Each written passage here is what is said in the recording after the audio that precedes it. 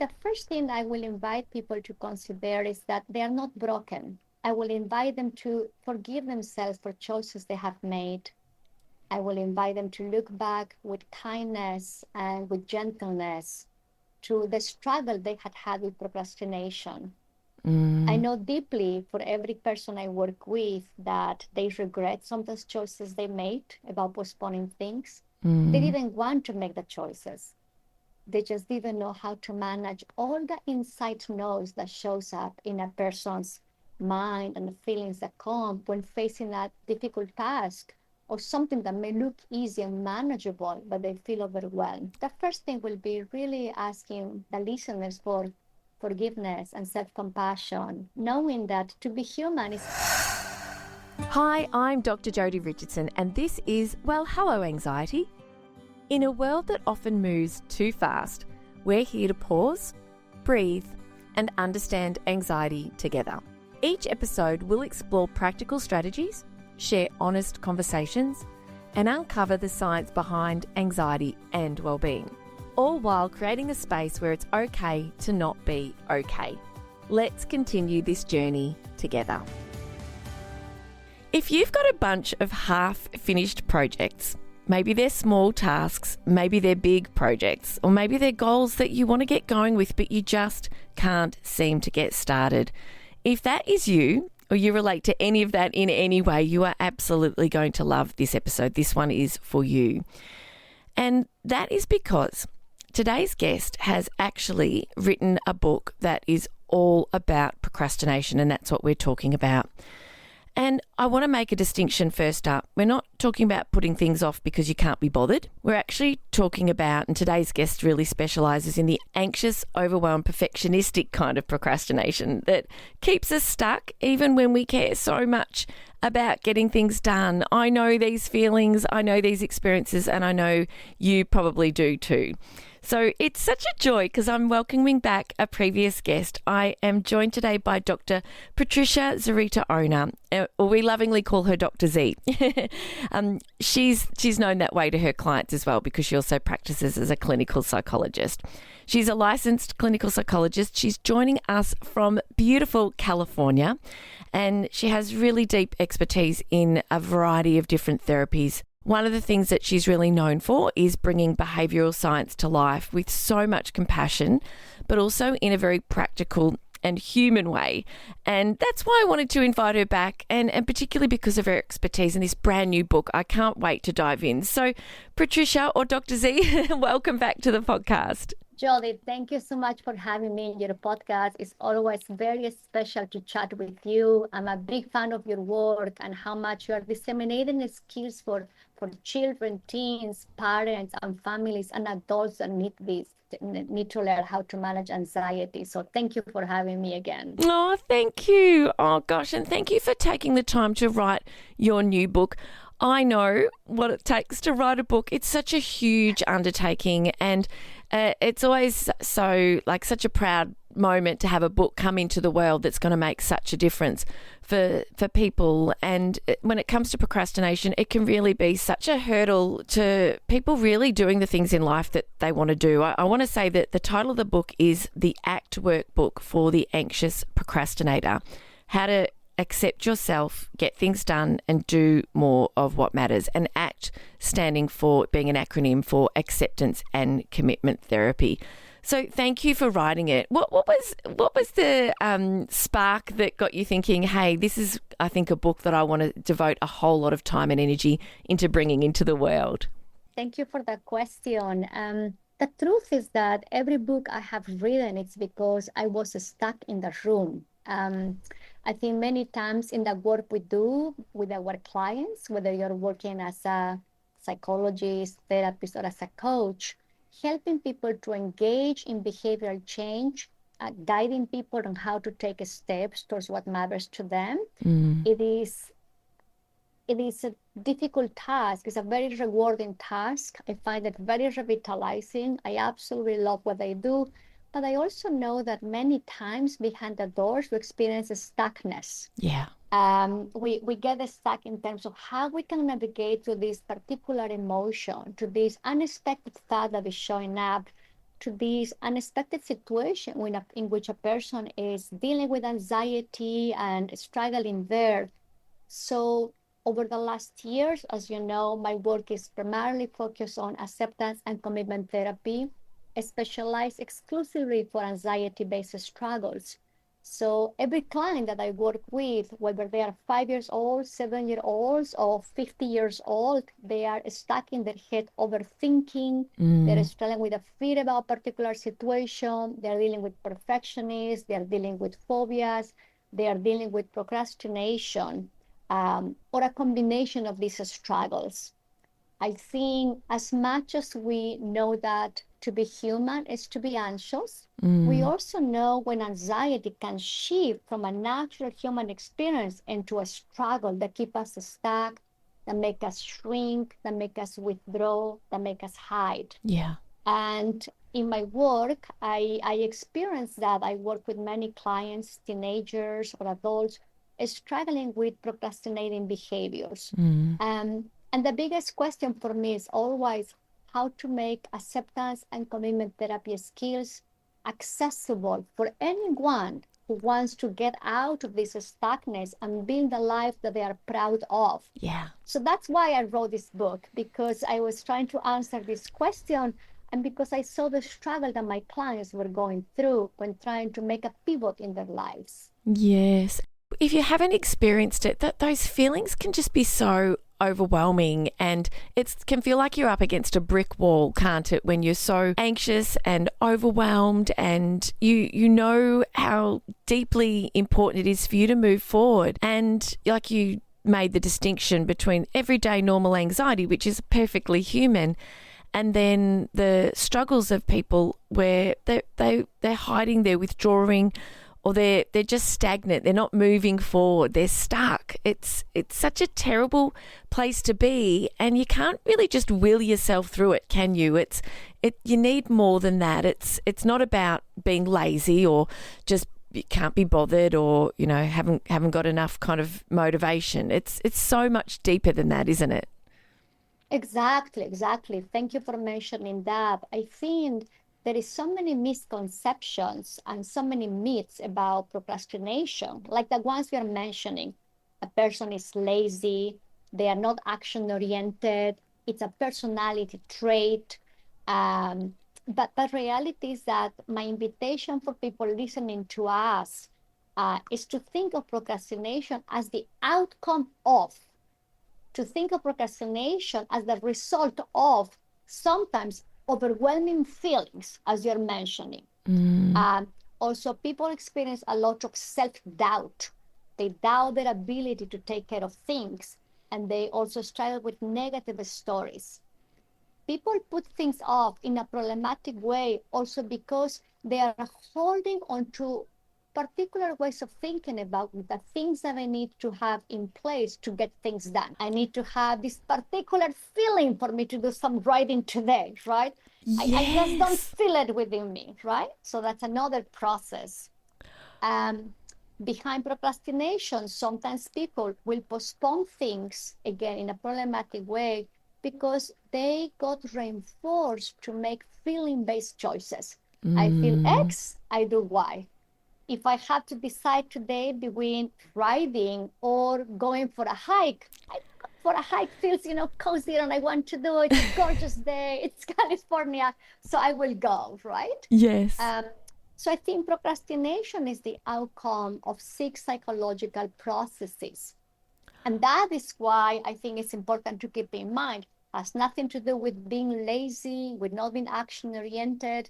In fact, every client I work with, they do want to have a life that is joyful, rich, and a life that adds meaning into their life. It just happens that they do not have the skills to manage some of these psychological processes, or a combination of them interacting together. So as an outcome, they procrastinate. Yes. When you said before feelings-based decisions, and oh gosh, I was faced with one last night, because my husband and I will go for a walk of an evening with the dog, and last night one of our kids was at work, one of them was at footy training. It's like, oh, Netflix is calling, the couch is comfortable.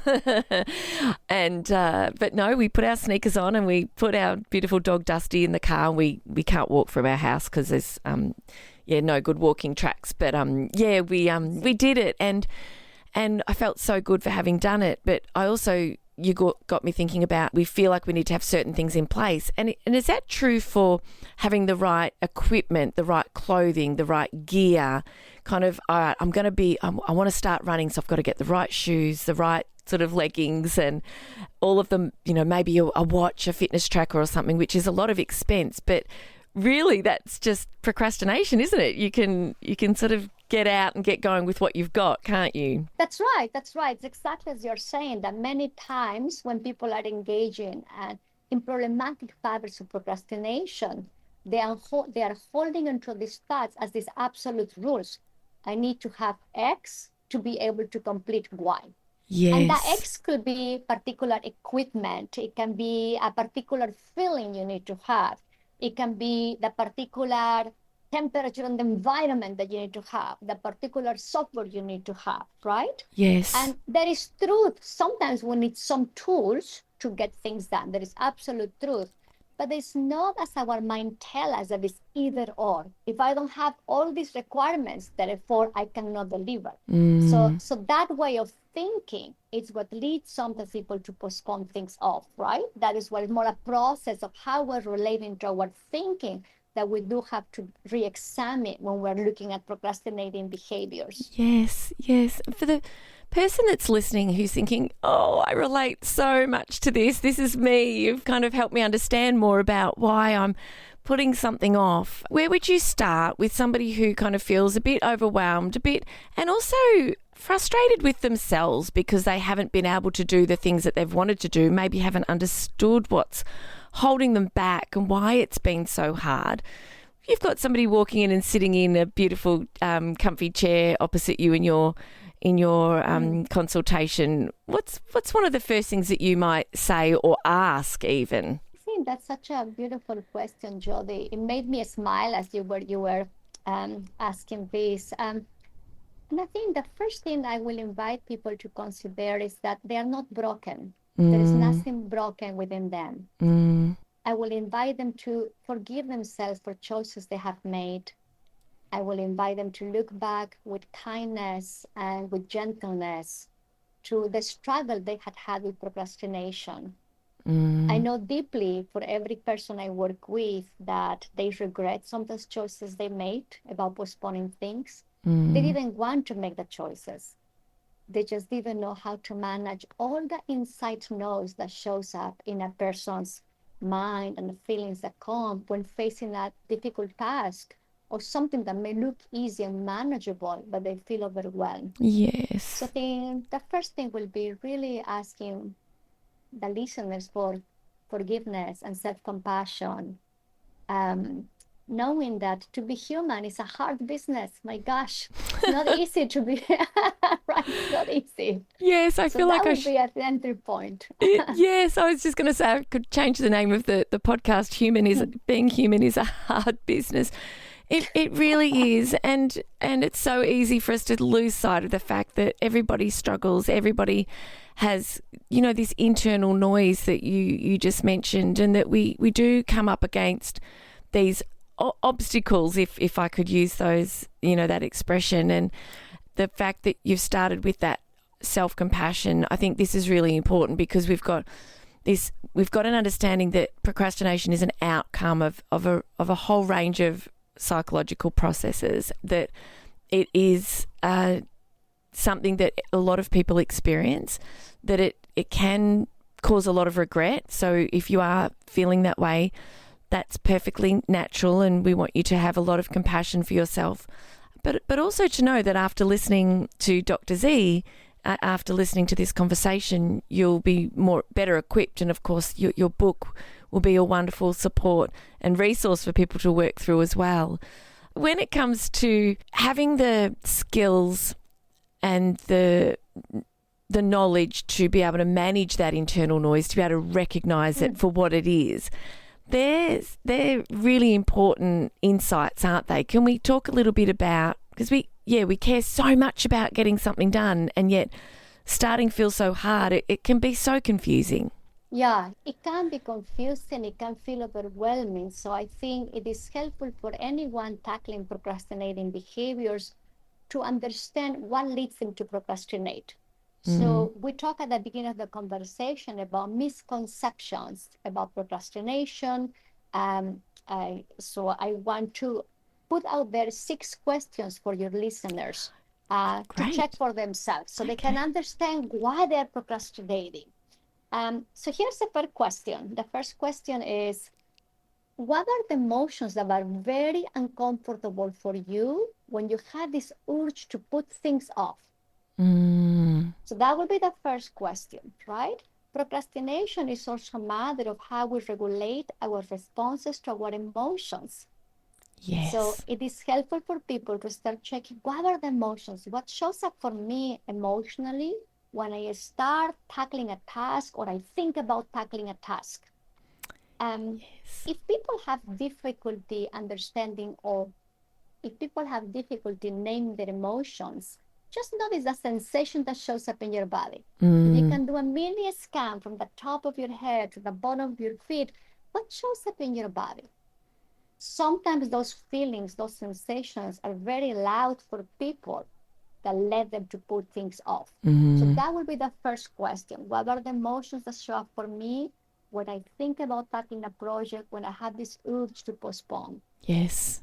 Okay. Question 1. Thank you. That's question one. Yes. So here's the second question. What are the rules that your mind tells you that lead you to procrastinate? And rules are what you were mentioning, Jodi, at the beginning of the conversation, is all the equipment we need to have, the feelings we need to have, the setting we need to have to get things done. When thinking about tackling a project, including a hobby, when we're thinking about taking tennis lessons, right? And we have been postponing that for like 5, 6 years, the mind tells us quickly, oh, you need to have the right time in your schedule. You need to have like 10 hours a week to commit to this, or you need to have the perfect racket for you to hit the ball well, that goes well with your weight and with your height.